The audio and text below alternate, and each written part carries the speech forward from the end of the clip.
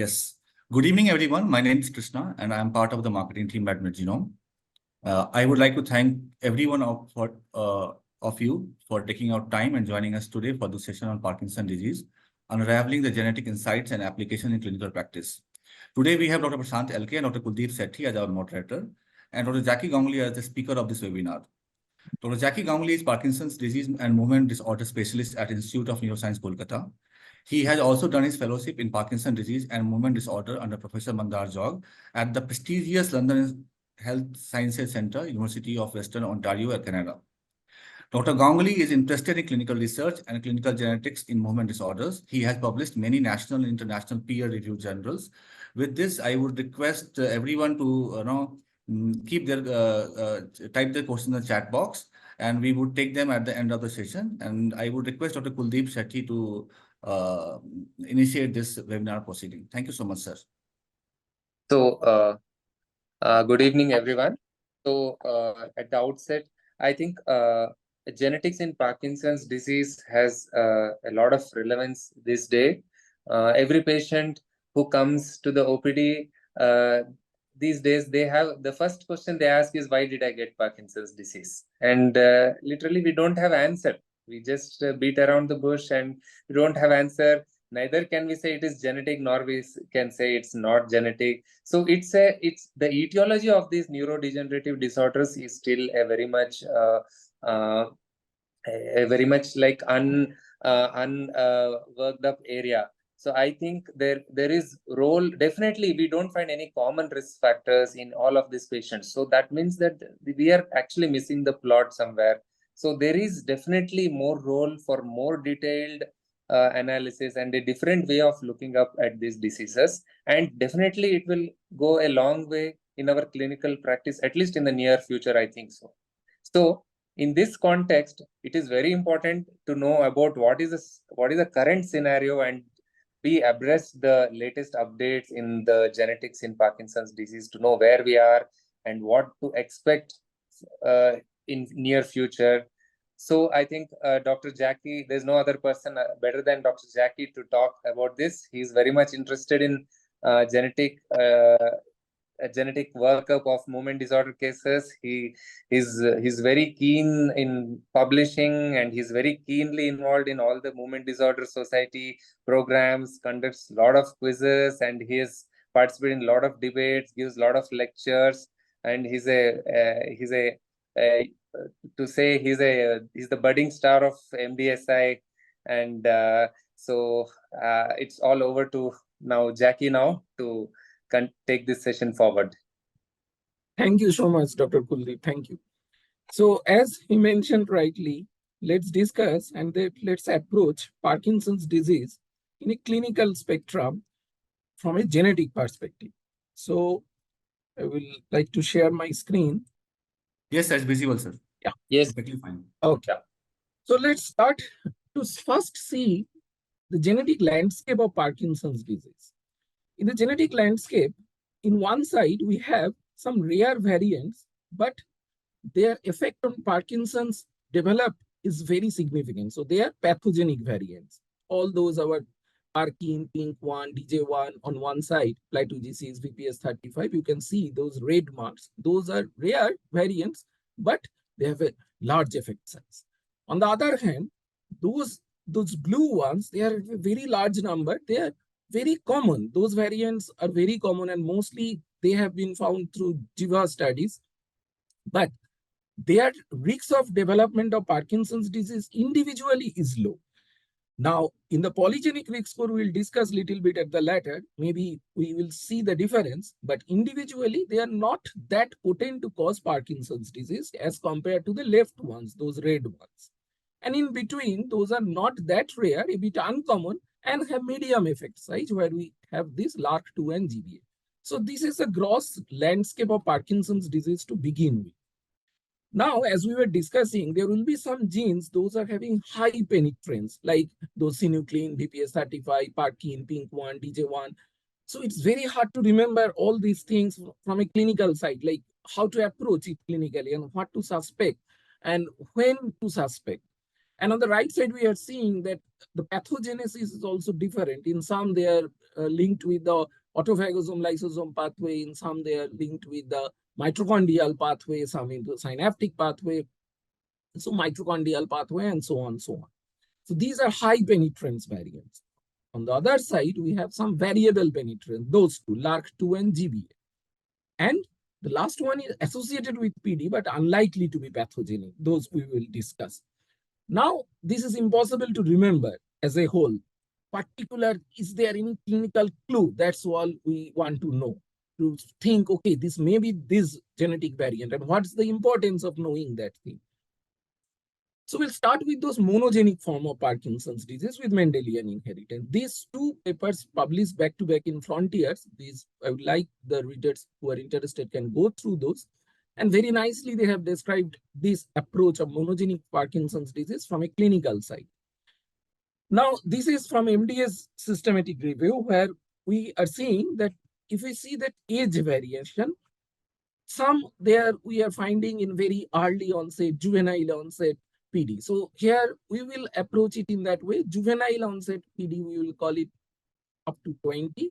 And then the middle group, that early onset PD, you can mention it from 20 to 50, but also you can divide that early onset group to young onset group between 20 to 40, and then early onset group between 40 to 50. And more than 50, you will see this late onset group. So see here, those ones, ATP13A2, DNA-JCC, SINJ1 are on the one side. On the other hand, BPS35, synuclein, LRRK2, those are on the other side. And in the middle range, we are having those Parkin, PINK1, and DJ1. So let's try to approach it clinically. Clinically, we will find that there are some clinical clues like tremor dominant subtype. In the tremor dominant monogenic form, mainly comes the LRRK2. As we know, this is most common in the Caucasian descent rather than the Asians. So LRRK2 we don't find much here, but compared to the Western world. And LRRK2 generally resembles classic late onset Parkinson's disease. So the most common variant, as we know, that glycine 2019 serine variant, and 10 to 40% of the familial PD in those North Africa and Ashkenazi Mediterranean populations. So predominant tremor dominant subtype, the LRRK2. But this G2019S, this variant is only in that one of those variants of the LRRK2. There are lots of other variants. So only in the kinase domain, we are seeing this G2019S. There are lots of other domains in the LRRK2, and they can have different variants with different penetrance. So in the LRRK2 as a whole, the most common, as we are discussing, is the autosomal dominant pattern with the most common G2019S, slight predilection towards this tremor dominant subtype. And one thing is increased risk of sleep attacks. Here we are discussing that daytime sleepiness, increased risk of sleep attacks can be associated with LRRK2. So careful use of those dopamine agonists like pramipexole, ropinirole, or continuous or apomorphine infusion, where they can develop this kind of sleep attacks. Now, those 2019S variants we discussed, this was mostly from the Western world. The Indian data published from Asha Kishore ma'am and team, where we are seeing a lot of new variants we are finding, like ALA 397, threonine, ALA, glycine 472, arginine, and so on. So the thing to remember is those common variants may be not common in a particular ethnic group, maybe in a particular country, those not the common variant. And if we think of India, where we have a country of a multi-ethnicity, lots of new variants we can find out. Coming to the akinetic rigid subtype, those three common ones like Parkin, PINK1, DJ1, those are the common subtypes of our akinetic rigid subtype. Now, in the Parkin, that's the most common cause of early onset Parkinson's disease. Most are Asian and Caucasian. So Parkin, you can see compared to LRRK2 is more dominant here in Asian countries. And structural variants like exonic rearrangement variants are the most common type of variant. So Parkin, there is high risk of deletion, duplication, copy number variants you will get in Parkin mutation compared to the LRRK2 mutation. More or less, this is early onset Parkinson's disease with benign course. But again, there is some risks of developing impulse control disorder, but they are very good candidate for DBS. Now, this is one of our patients. See how bad the dyskinesia can happen in this Parkin mutation with just a low dose of levodopa. Significant dyskinesia.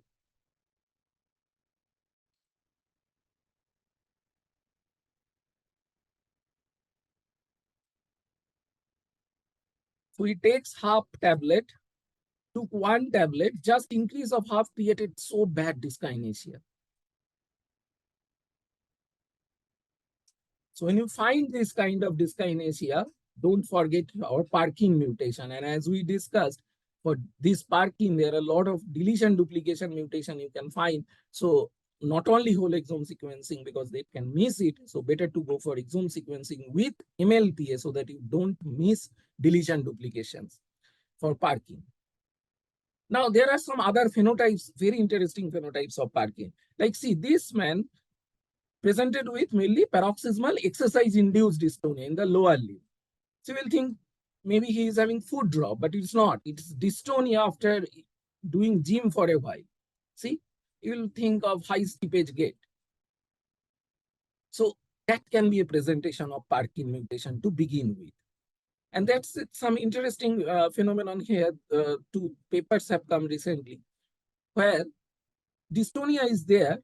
You can see the dystonia, lower limb onset dystonia, early onset Parkinson, so fitting with the clinical phenotype of Parkin. But on levodopa, see how bad it becomes.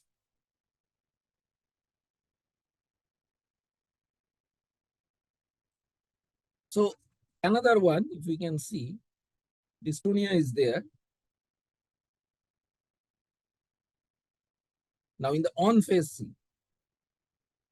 So again, the proximal muscle dominant levodopa worsen dystonia compared to the levodopa benefit, they are getting worsened by levodopa. So most likely, as we discussed, this is because of the bad dyskinesia they are developing along with the dystonic dyskinesia. That's the phenomenon what is happening with the proximal mode of hip flexion, mode of knee flexion, giving rise to this kind of bizarre phenomenology, almost look like those funny walk as we see in diphasic dyskinesia. Coming to pink one very similar to Parkin, but high frequency of dystonia, dysautonomia, and lower frequency of tremor. So more or less is same compared to the Parkin. DJ1 almost similar, but more psychiatric symptoms you will find. Again, early onset PD and blepharospasm, lower limb dystonia is common in all three phenotypes. Now, an interesting thing is early cataract. Can it be a clue for DJ1? There are few papers, 3 papers we have found that, okay, they are mentioning because of the oxidative stress more in the DJ1. So patient, you may suspect who is having Parkinson's disease, early onset with early cataract, early hearing loss, DJ1 may be, those are the clinical red flags to think for DJ1. Coming to the mixed phenotype. So we discussed tremor dominant in LARC2, we discussed akinetic rigid dominant in those Parkin, pink 1, DJ1, and coming down to mixed phenotype. Mixed phenotype most common is synuclein phenotype. So synuclein, again, more prevalent in Caucasians and high rate of psychiatric symptoms, depression, early cognitive decline, and autonomic dysfunction. And because there is high chance of the psychiatric neurocognitive symptoms, again, we have to be very cautious while using anticholinergic, amantadine, or dopamine agonists. So these are the practical clinical implications of doing the genetics. So if you get this kind of mutation in synuclein, you will be careful. Okay, so we have to be cautious before using these kind of things, before they may develop very common psychosis with low doses. Now, coming to monogenic forms of PD, but without clear predilection towards a specific type. So they can be anywhere. They can fit in tremor, it can be your rigidity, akinetic variant. So some are autosomal dominant, some are late onset, as we discussed in that slide where we discussed that MDS systematic review for PD genes, late onset in VPS 35 and early onset. There are some ARSA, PSAP, juvenile onset, again ARSA. Autosomal recessive, some are there in the juvenile onset, early onset, VPS 13C in the juvenile onset is a very big group, and we are getting more these patients after we are sending the genetics like ATP13A2, Kufareka, Plato-G6, FBXO7, DNAJC6, SINJ1, and some are X-links like RAP39B, those are rare ones. Now, we'll discuss few variants. Those are commonly we are getting in India while we are sending the genetic studies, like VPS 35. This is autosomal dominant, and VPS has a big spectrum, starting from VPS 13A with chorea acanthocytosis, VPS 13B for Cohen syndrome, VPS 13C for Parkinson, that is early onset, whereas VPS 35, again Parkinson, but that is late onset. And on the other hand, we have VPS 16, VPS 41, those are dystonia onset or dystonia phenotype. It's a big spectrum. These are all in that autophagosome lysosome pathway.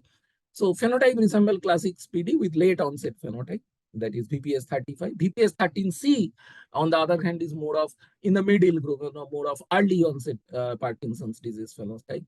Good initial, good response to dopaminergic therapy, but then they again develop those early cognitive impairment, dysautonomia, hyperreflexia, pyramidal signs. So here in this group, we have to remember, and we'll discuss this thing again and again, hyperreflexia, pyramidal signs can be a clue when you suspect this disorder when you are examining patient with Parkinson's disease. Apart from that, dramatic cognitive impairment or severe rapid neuropsychiatric complications with levodopa.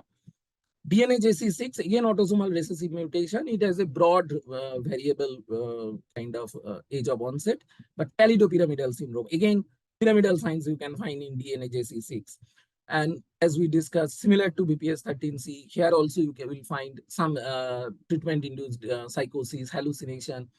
So it has another spectrum, like spectrum can it present with just HSP type of presentation with some mild extrapyramidal signs like dystonia or Parkinsonism. And on the other hand, you may find with more of pure early onset Parkinson without those kind of red flags. Now, that's what we were discussing. It's a nice review by Dr. Manju Kurian, and where we are having this kind of juvenile onset presentation with all those kind atypical features, developmental delay, intellectual disability. Apart from Parkinsonism, there is dystonia, spasticity, myoclonus, and a lot of neuropsychiatric features like psychosis, sleep disorder, compared to the early onset presentation where a bit late onset, like between the 20 to 40 age group, more of slower progression, more of pure early PD presentation without those red flags. Coming to FBXO7, FBXO7 again autosomal recessive, but pyramidal signs again common cognitive signs are there, vertical gaze palsy can be there, autonomic dysfunction can be there. So all these few features are very similar, like response to initial levodopa is good, but then they are prone to develop neuropsychiatric manifestation. And in these three pyramidal signs are common, so we will suspect this disorder. Again, comes into that umbrella of Parkinsonian pyramidal syndrome. So that's the review where we discussed these three, like FBXO7, DNAJC6. Apart from that, you can also find that in BPS 13C, we discussed even in synuclein and ATP13A2, Kupffer-Racab, all these come into the umbrella of Parkinsonian pyramidal signs. When you are examining the patient, if you are finding this kind of significant pyramidal signs, don't forget these ones. Apart from your complicated HSP phenotype, also these ones you keep in your differentials. Coming to SINJ1, SINJ1 is autosomal recessive, but the clue is seizure. Like SINJ1 is also responsible for your developmental delay with epileptic encephalopathy spectrum. So this is a very common disorder where you will find, you will ask for the history, and yeah, there was history of seizure in the childhood, presentation in this kind of young onset Parkinson. Think of SINJ1 in your differentials. So that's a nice review where they have discussed that pediatric onset epilepsy or epileptic encephalopathy followed by early onset Parkinsonism later. So here, some are neurodevelopmental disorders, some are developmental encephalopathy spectrum, some are with copy number variation like your 22q11.2 deletion, as we know, and neurodegenerative like juvenile Huntington, WDR45. But in the last group, concentrate where juvenile Parkinson and genes, here you are seeing DNAJC6, SINJ1, RAP39B. So these are the disorders where you have to ask for whether there is any history of pediatric onset epilepsy, and now you are getting early onset Parkinsonism. Moving on to Kupffer-Racab, ATP13A2, it again had a broad spectrum starting from dystonia, Parkinsonism, complicated HSP, all can be there. But the clue, as we know, is facial, faucial, finger, mini polymyoclonus, and supranuclear vertical gaze palsy, bulbar dysfunction, and it comes in the umbrella of NBIA. So see, you will look forward this kind of jitteriness. So this is the polymyoclonus involving the tongue, also vertical gaze restriction we will see.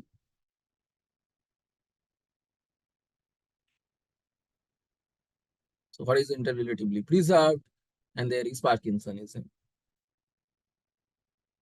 Now this is one of our patients just visited Dr. Rishikesh Said's clinic yesterday, and think how subtle manifestation can be. Parkinsonism, look for the vertical gaze.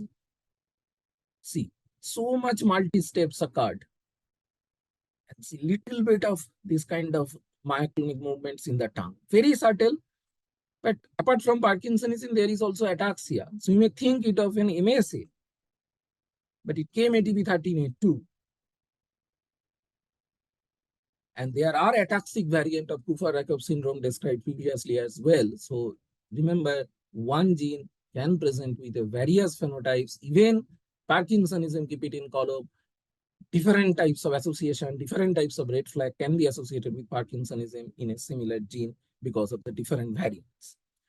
Now, one of the most important and most commonly discussed in all our seminars, all our presentation recently, that is plateau G6, and we are getting a lot of patients with plateau G6 where apart from Parkinsonism, we are getting cerebellar signs, cognitive impairment, psychiatric symptoms, and cerebellar atrophy. You may not get that much of iron deposition where we expect in INET, that the early presentation of plateau G6 where you expect more of iron deposition, and they most commonly go to the pediatric population, to the pediatricians. But now we don't get more of INET, we get more of this dystonia Parkinsonism phenotype or early onset Parkinsonism phenotype of plateau G6.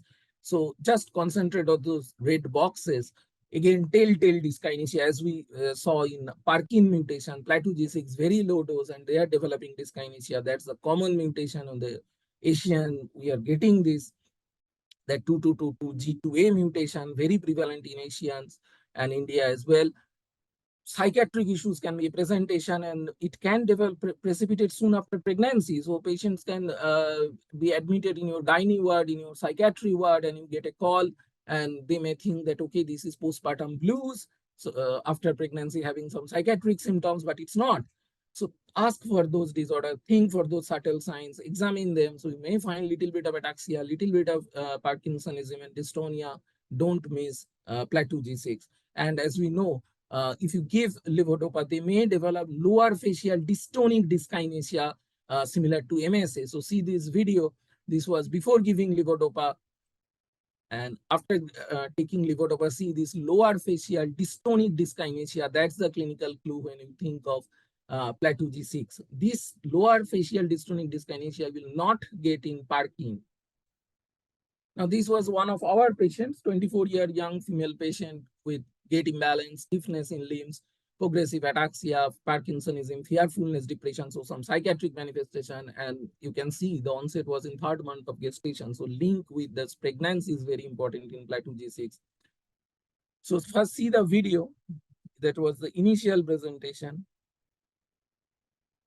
Very rigid Parkinsonian presentation.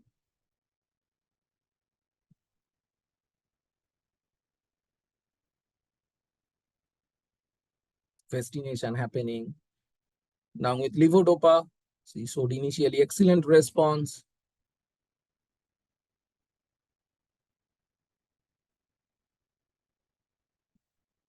But now the things changed, developing that telltale dyskinesia.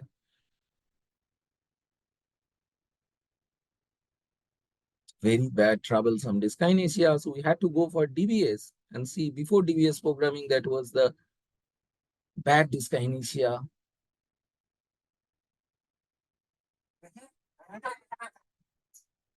And see after DBS programming, dyskinesia is much better. So remember, you will not cure the disease, you will not, may not give benefit to the ataxia at all.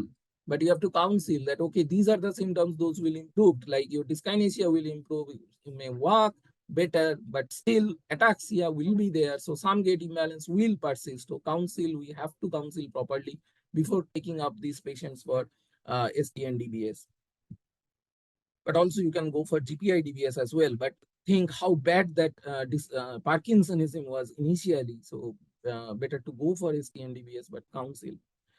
Now, cerebellar atrophy was there. So plateau G6 pathogenic mutation we got. Moving on to the X-linked variants as we discussed, that is RAP39B, rare, but this is the most common X-linked association. We call it Weisman syndrome.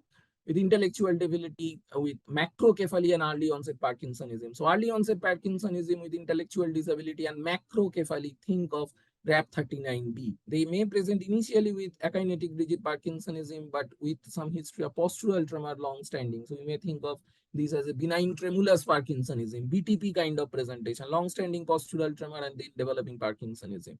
But macrocephaly is a clue to suspect RAP39B, and obviously the inheritance in X-linked. Some case reports are there with RAP39B where you can find globus pallidus calcification. So in those black ones in SWRT2, those are not iron deposition. In the CT, you can see those are the calcification. So basal ganglia calcification can be a radiological clue to suspect RAP39B.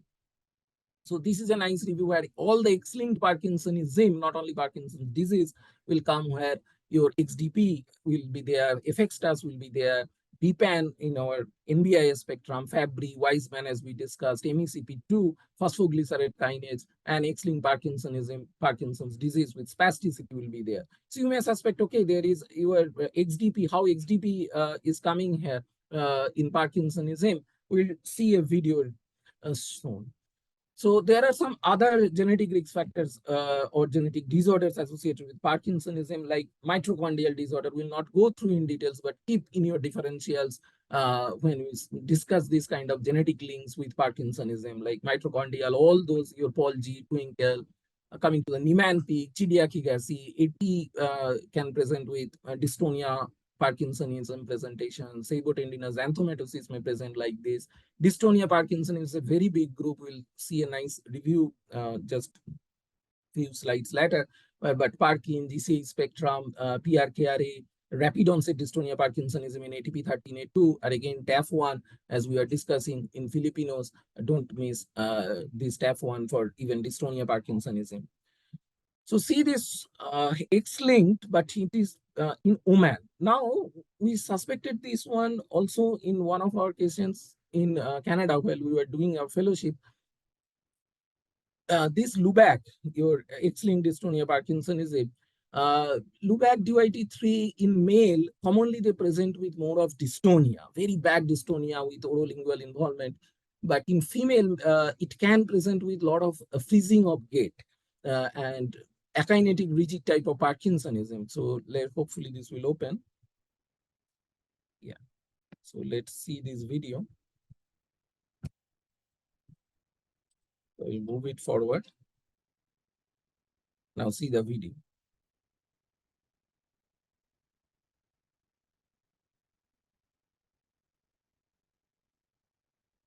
See, marked freezing while turning. So you may not suspect Lubac in this patient initially if you don't know that, okay, in female X-linked Parkinsonism, dystonia can happen and they can present with pure Parkinsonism without dystonia. Okay. So coming back, there are some overlaps with ataxia Parkinsonism, mostly common with SCA and FX stars. Again, we discussed with external ophthalmoplegia, your mitochondrial differential will come. A spastic paraplegia with Parkinsonism, SPG 11-15, where you will find year of link sign in MRI. Some intellectual disability Parkinsonism, where we discussed RAP39B, those intellectual disability with microcephaly. Dynactin, predominant presentation is more of atypical Parkinsonism presentation with significant weight loss, central hypoventilation, fatigue, autonomic disturbance, all can be there.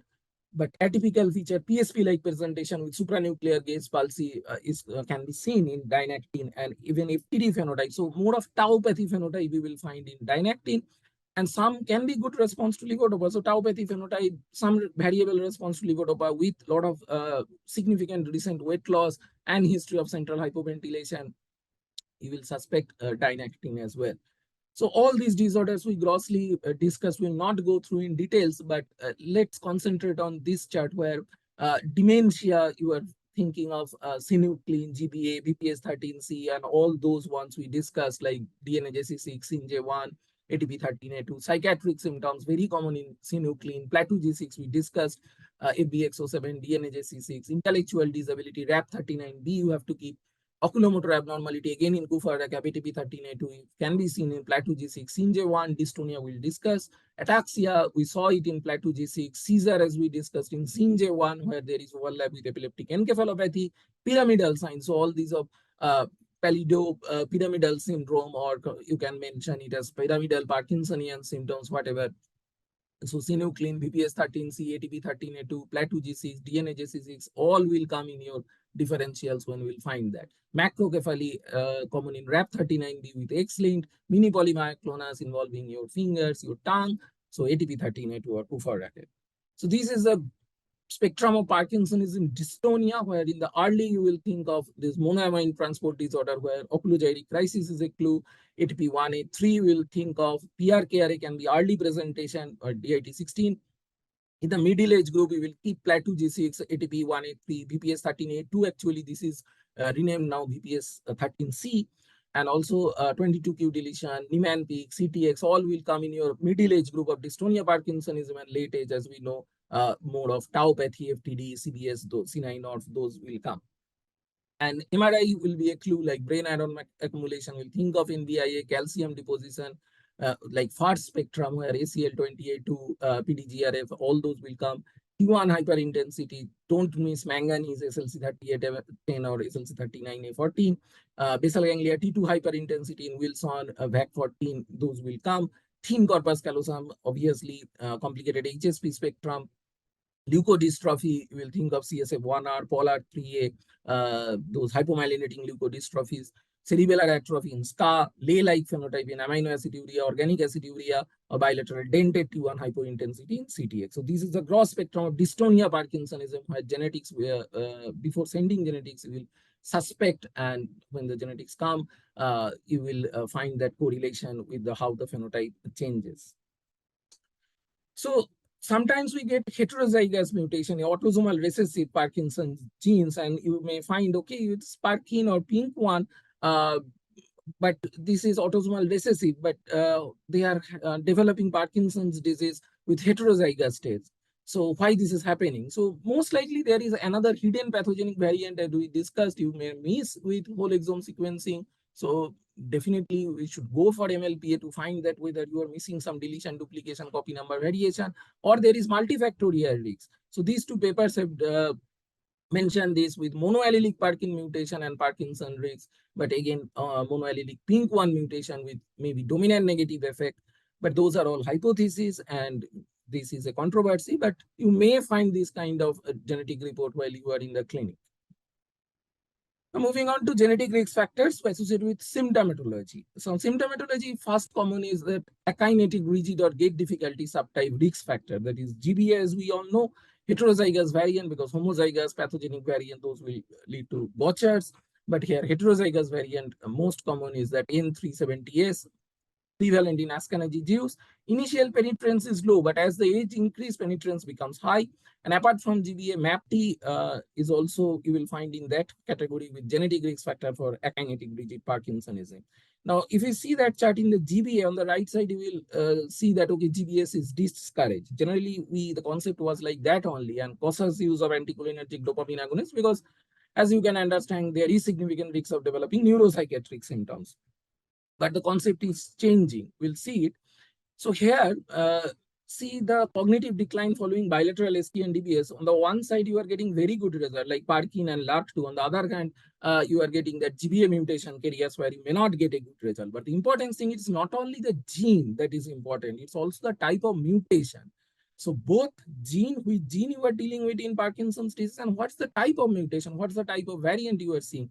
That's also important. Like, see, in synuclein, if there is duplication in synuclein gene, you will find a good response to DBS. But if there is missense mutation in synuclein, you may not get a good response to DBS. And same for LRRK2. Excellent response with your G2019S, but poor outcome in your 4321C2G mutation. Now, coming to the GBA mutation, GBA, as we discussed, initially the concept was, okay, if there is GBA, don't go for DBS. But now we are finding that GBA, not all are bad. Like, there are some severe GBA variants, those mentioned it in pink. You better not to go for ST and DBS. But if there are mild GBA variants marked in brown, you may go for ST and DBS because the risk is low. So as we just pointed out, these two variants like N4019S and compare that to the high risk variant L483P. So milder variant like N370S, beneficial effect with reduced incidence of cognitive or axial side effect compared to the more severe variants. So not all GBS are bad and not all GBS are contraindicated for DBS, but definitely you have to counsel the patient before going for DBS. And that's the importance of doing genetics. And now we have started in our center also before going for DBS. Generally, if there is early onset, juvenile onset, or even below 50 in any age group, we are doing it, the genetics, and let's see what type of mutation is there so that you can counsel it properly before going for DBS. There are some dual LRRK2 and GBA mutation carriers also. It's fascinating to think that protective effect of LRRK2, right? So both can be common in Ashkenazi Jews, but GBAPD itself may have, as we discussed, more high chance of dementia, probable RBD, and psychosis. But if there is also another mutation in LRRK2, it may have a protective effect. So not all the things are so simple. Now, genetic risk factor, we are almost finishing our talk, but we'll discuss few other things.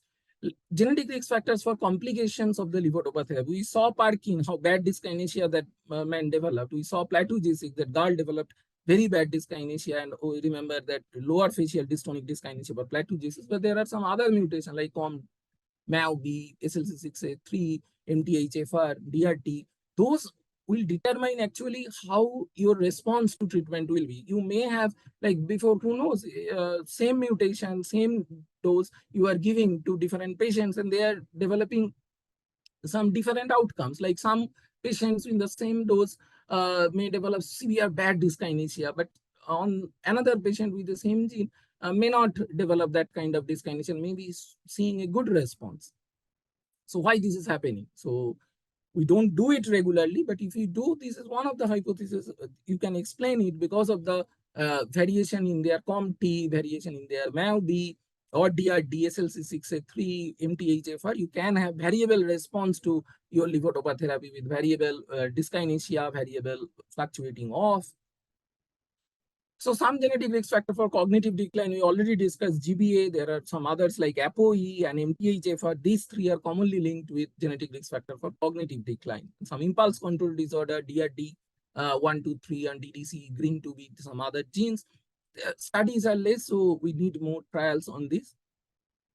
Now, we'll end our discussion with these JIVA studies with oligopolygenic genetic factors behind PD and heterogeneity. So we started our discussion also with this thing, like there are some RIGS variants. They are relatively common on those. If you remember our first slide, you will think that, okay, those were on the right side with those blue circle. There were RIGS variants relatively common, but each with individual small effect size. But significantly, they may increase the disease risk. On the left side, we had those kind of monogenic variants. Those are rare, but they can have a large effect size, and considered those are the pathogenic variant. So this is the complex interplay between monogenic causative variants versus the RIGS variant. Those affect the disease penetrance. Now, a lot of JIVA studies are there. We will not go through all the details, and a lot of PD population was served throughout the years.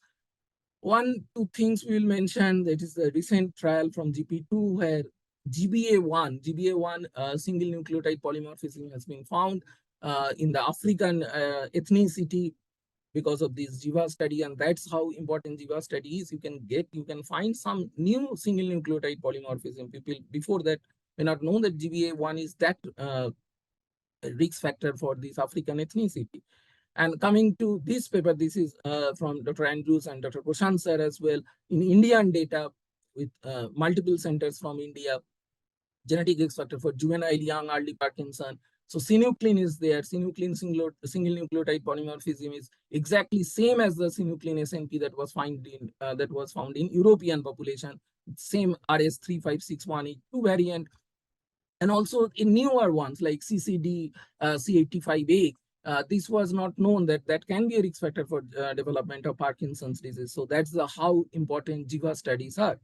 So this is from Prashant sir paper only, where we are finding that overall in the left side, if you see the familial PD versus sporadic PD, lot of VUS will be there. All those yellow ones, you are seeing the VUSs But once juvenile PD, young onset PD were getting more of pathogenic variants, those those red ones. But once you proceed to the late onset presentation, chance of getting pathogenic variant is low. You are getting more of VUS. And overall, on the right side top, you are seeing that Parkin, that brown one, that light brown one, dominant the clinical picture, as we discussed previously, that Parkin is very prevalent here compared to LAT2.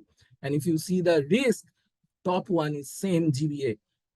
So throughout the world, GBA1 still reads the most common genetic risk factor for Parkinson's disease. And in the likely pathogenic or pathogenic variant, we are seeing Parkin just next. Thank you. So hope we discuss this. Would like to share any questions?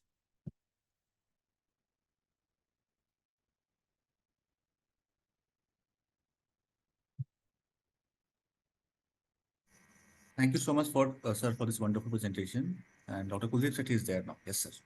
Yeah, thanks, Jacky. That was a very elaborate talk, and you have touched upon everything. So I will directly first jump to the question and answers which have been typed. So let me start with the first question. So the first question is like one of the participant has asked, how do you treat these patients? So I think means if I can modify it, is there any specific genetic treatment Yeah. for genetic PD? If you can answer Yeah. that. Yeah. No. We can divide the question into two parts. Most importantly, for the even available treatment, what we have, the genetics, as we were discussing throughout our presentation. Suppose if you are treating a patient with plateau J6, you have to be very careful that if you overtreat, even if you are thinking that you are not overtreating with little bit of 1 tablet 4 times a day or 1.5 tablet 4 times a day, they may develop severe dyskinesia. So you have to be careful while titrating your levodopa. Same thing we discussed for Parkin, or suppose think of those mutations we discussed for GBA.